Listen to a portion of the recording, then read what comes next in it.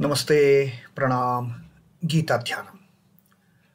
Om Parthaya Pratibodhitam Bhagavata Narayanena Swayam Vyasena Grathitam Purana Munina Madhye Mahabharatam Advaitam Ritavarshinim Bhagavatim Ashtadashadhyayinim Ambatva manusandadhami Bhagavad Gite Bhavadveshinim. O Bhagavad Gita, with which Lord Narayana himself gave enlightenment to Partha, the ancient sage Vyasa included it in the Mahabharata. O Goddess, showerer of the nectar-like knowledge of non-dualism contained in your 18 chapters, O my affectionate mother, the destroyer of rebirth, I meditate upon thee. Krishna Vandana. Vasudeva Sutam Devam Kansachanura Mardanam Devaki Paramanandam Krishnam Vande Jagadgurum. Son of Vasudeva, the slayer of Kansa and Chanur, extreme delight for Mother Devaki, O Lord Krishna, the supreme teacher of the universe, my salutations to you. Srimad Bhagavad Gita, 18th Adhyay of Moksha Sannyasa Yoga, and Sri Krishna has just now completed his discourse of telling what are the duties they get allocated to each of the four varnas, the four classes that the entire humanity is classified into. It gets divided into the entire human race for that matter. Now, whether that classification is, birth-wise or any other way, like here typically in our society, a Brahmin son becomes Brahmin, a Kshatriya son becomes Kshatriya, a Vaishya son becomes Vaishya, and Shudra son becomes Shudra.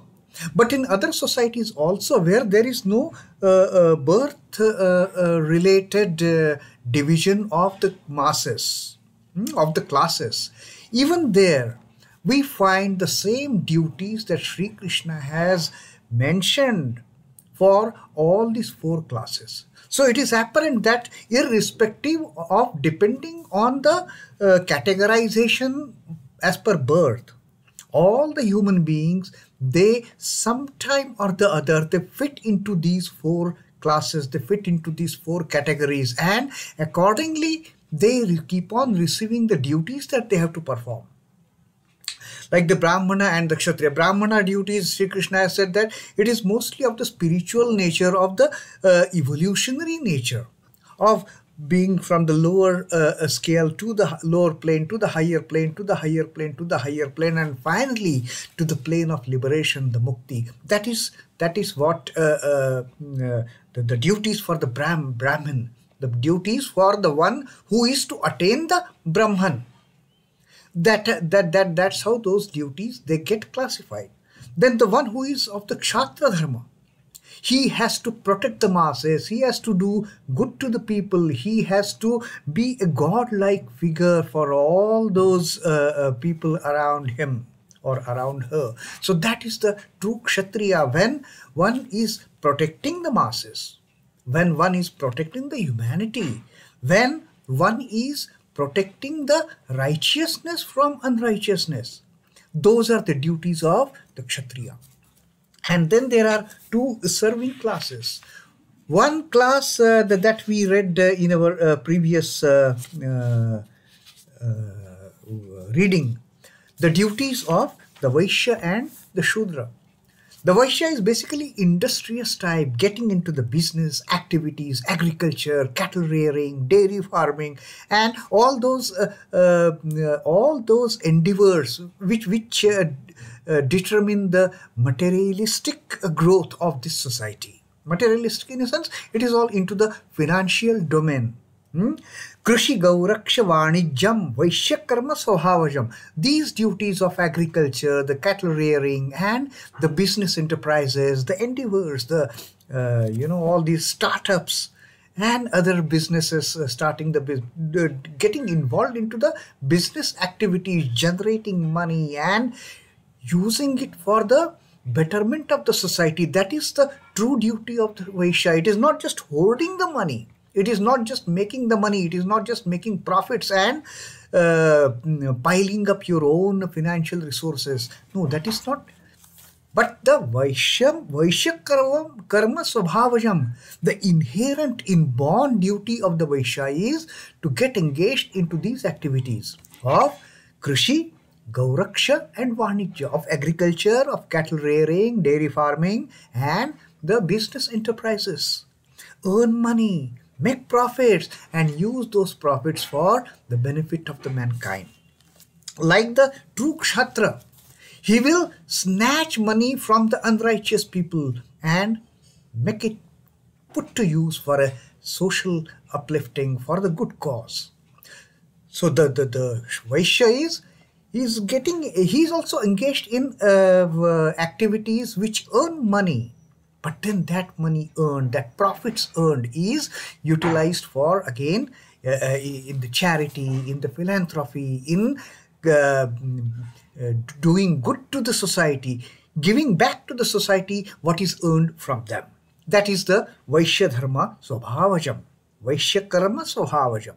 And then the Shudra. What are the duties of the Shudra?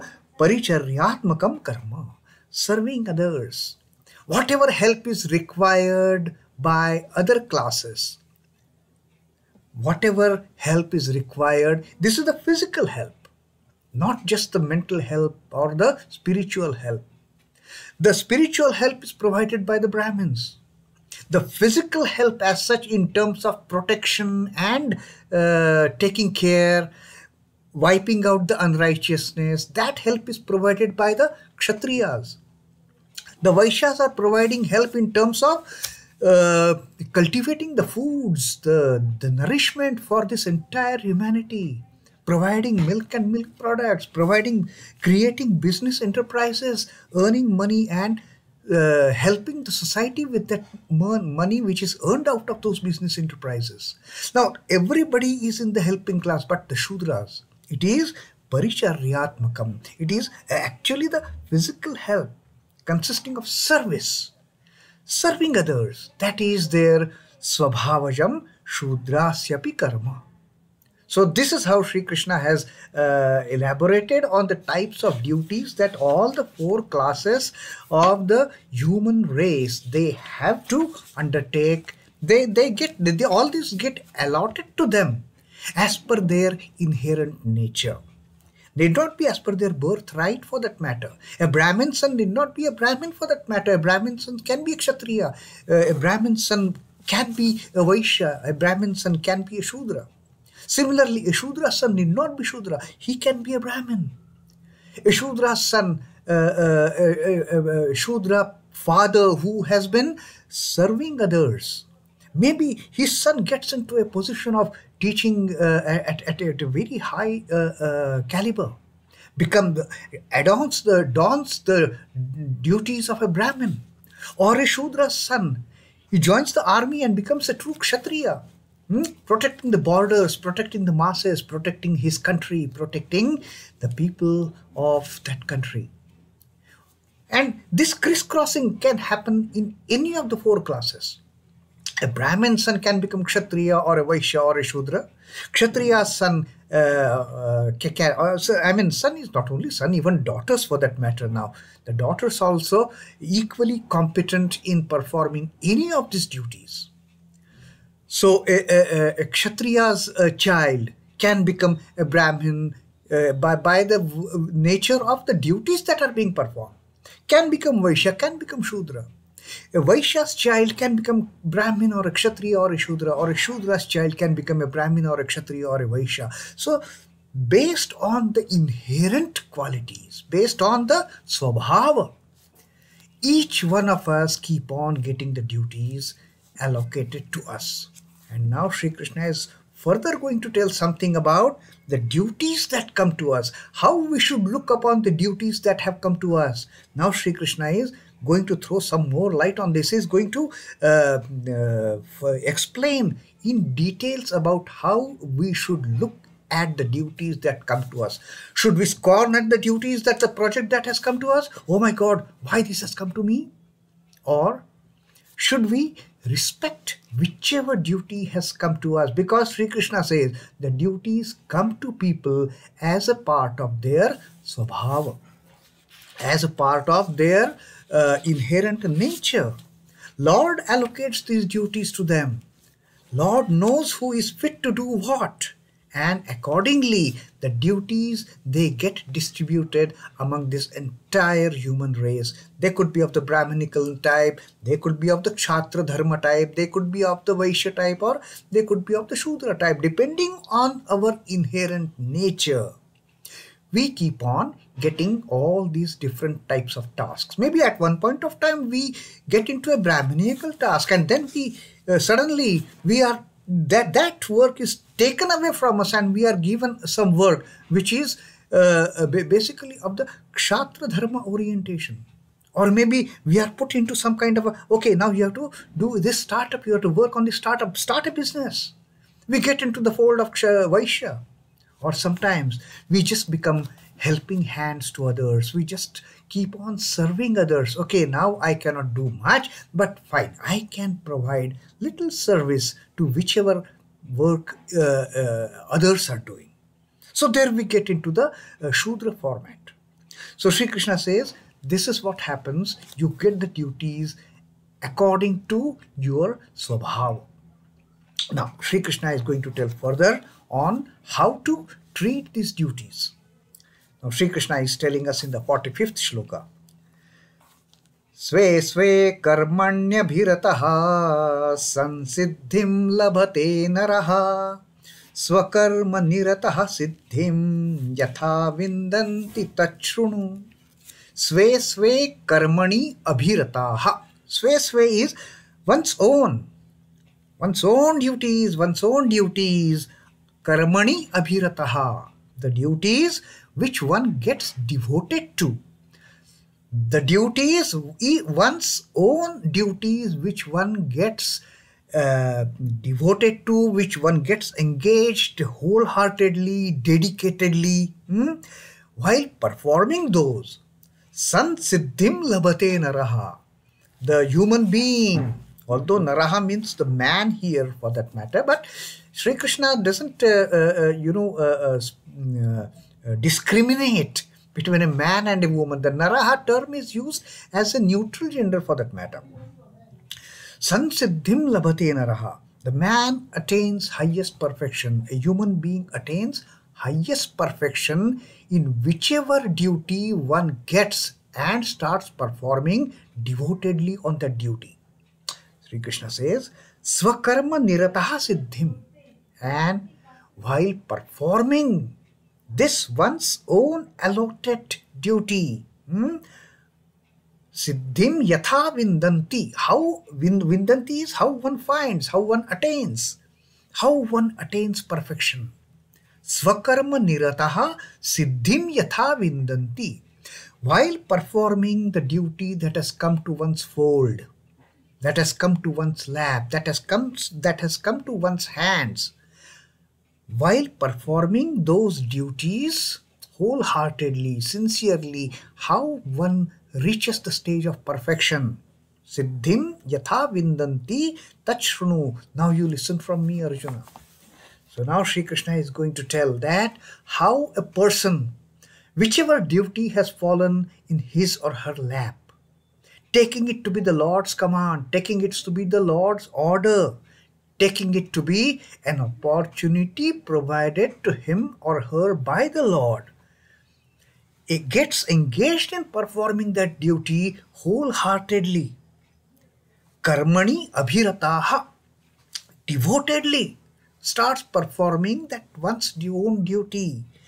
One gets into the stage of perfection. And how one gets into that stage of perfection while doing the sva-karma, that now Sri Krishna is going to tell us. So basically Sri Krishna tells that whichever duty has fallen in your lap, consider it as the God-sent opportunity for one to evolve. It is not that God has randomly given this duty to you. It is not that in a haphazard manner this work has come to you. There is a purpose. There is a specific significance why this work has come to you. You are capable of doing it. And by doing this work sincerely, by doing this work devotedly, abhirataḥ, karmaṇy abhirataḥ, you are going to reach a stage of perfection. And how you are going to reach that, Sri Krishna is going to tell us in the coming verses. So basically we have to accept, we have to consider it as the Lord's command. Whenever a task comes to us, we should never run away from the task. And now why Sri Krishna is telling this particular thing to Arjuna for that moment? Arjuna is running away from the task that has come to him. Arjuna is running away from waging that battle, the Mahabharata, the battle of righteousness to defeat the unrighteousness. The battle to protect the morality and eliminating the immorality. That is Arjuna's swadharma, that is Arjuna's sva-karma for that matter. But he is running away from it. And therefore Sri Krishna is telling, if you do that, if you do that swa-karma which has come to you, if you get engaged in this war, then you will reach the ultimate perfection. You will siddhiṁ. How you are going to reach that siddhiṁ, that ultimate stage of perfection? Tat chṛṇu. Now you hear from me. So Sri Krishna is not only coaxing, but he is completely explaining to Arjuna.